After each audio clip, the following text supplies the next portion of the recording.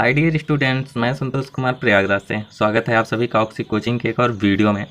जैसा कि आप देख रहे हैं कि इस प्रश्नावली में प्रश्नावली 10.4 के चौथे क्वेश्चन को हम इस वीडियो में सॉल्व करेंगे। राजीव प्रकाशन के बुक से सॉल्व करते हैं, आपको बताइए ये सारी बातें। इस प्रश्नावली की सारी वीडियो देखने के लिए आप डिस्क्रिप्शन को चेक कर सकते हो, या फिर 9 क्लास की सारी वीडियो एक साथ चेक करने के लिए आप आई बटन या कहीं पे भी चेक करो, डिस्क्रिप्शन में भी इसकी लिंक, प्लेलिस्ट की लिंक मिल जाएगी, तो आप देख सकते हो। वीडियो शुरू करने से पहले सब्सक्राइब कीजिए ऑक्सी कोचिंग यूट्यूब चैनल को और बेल आइकन को ऑल पे कीजिए, जिससे फ्यूचर में कोई वीडियो आप मिस ना करो। अगर आपने पहले से ही सब्सक्राइब कर रखा है तो थैंक यू वेरी मच। चलो बात कर लेते हैं क्वेश्चन की। यदि एक रेखा दो संकेंद्री वृत्तों, एक ही वृत्त केंद्र वाले वृत्त को, जिसका केंद्र O है, A, B, C और D पर प्रतिच्छेद करे, तो सिद्ध कीजिए कि AB = CD है। चलो काफ़ी इजी सा क्वेश्चन है, अगर आपको समझ में आया तो ठीक है। आपको क्वेश्चन के साथ ये आकृति भी बनी मिलेगी। देखो, इस क्वेश्चन और आकृति को मिला एक साथ देखने पे हमें ये पता चलता है कि एक केंद्र है O और इसी केंद्र पे दो वृत्त बने हैं, एक छोटा वाला जैसा कि अब दिख रहा है, एक बड़ा वाला। अब ये जो एक रेखा है ना, ABCD पर काट रही है। जाहिर सी बात है A और D बड़े वाले वृत्त को प्रतिच्छेद कर रहे, B और C पर छोटे वाले वृत्त को प्रतिच्छेद कर रहे। तो हमें ये प्रूफ करना है कि AB यानी कि A से B तक की जो दूरी होगी वो इक्वल होगी CD के। काफ़ी मतलब इजी सा क्वेश्चन है। देखो, तो हम सिंपल लिख लेते हैं, क्या सिद्ध करना है। अगर हम शुरू करें यहाँ से हल तो ठीक है, सिद्ध करना है क्या, वो तो लिखा ही था, हम फालतू लिख रहे हैं, AB = CD। ठीक है, चलो अब हमें एक रचना करनी पड़ेगी।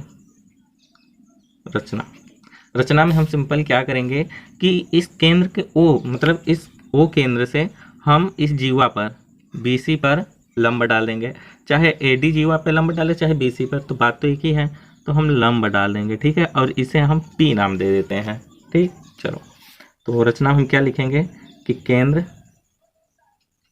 केंद्र O से जीवा, अब जीवा कोई भी नाम लिख लेते हैं हम, BC ही लिख लेते हैं, BC पर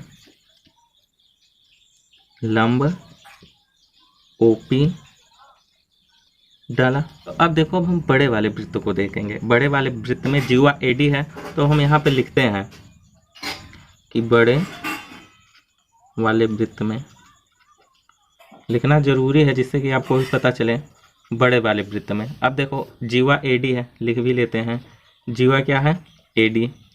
अब AD पर ये O से लंब डाला गया है, O से लंब डाला गया है, तो ये प्रमेय है, प्रमेय 10.3 में आपको ज्ञात होगा कि वृत्त के केंद्र से जीवा पर लंब डालते हैं, ओके, तो वो जीवा को समद्विभाजित कर देता है। इस वृत्त में ऐसा ही है, ये O से OP लंब है। अब ये भी लिख लेते हैं कि लंब क्या कहते हैं, AD पर लंब है क्या, OP, सिंपल। अब देखो, अब वो जीवा को समद्विभाजित करेगा तो हम लिख सकते हैं कि यानी AP जो है वो इक्वल होगा PD के। सिंपल, काफ़ी इजी सा था, सिंपल काम हो गया। अब जो काम हमने बड़े वाले वृत्त में किया है, सेम वही काम छोटे वाले वृत्त में करेंगे। तो हम लिख भी लेते हैं यहाँ पे, छोटे वाले वृत्त में।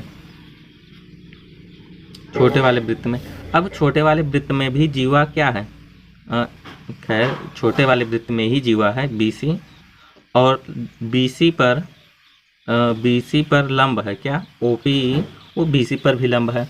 अब यहाँ पे फिर से प्रमेय 10.3 लगेगी, प्रमेय 10.3। अब बार बार ये प्रमेय आप ना भी लिखो, आप डायरेक्ट इसी प्रकार लिख सकते थे। अब प्रमेय 10.3 के अनुसार क्या हो जाएगा, यानी अब देखो, इस BC जीवा पे ये OP लंब है, तो यानी BP जो है वो PC के इक्वल में होगा। तो लिख सकते हैं कि BP इक्वल होगा PC के। इसे मान लेते हैं इक्वेशन 2। ठीक है, अब हम सिंपल समीकरण 1 को 2 से घटा, मतलब 1 में 2 को घटा देंगे। सिंपल लिख लेते हैं, समीकरण 1 में 2 को घटाने पर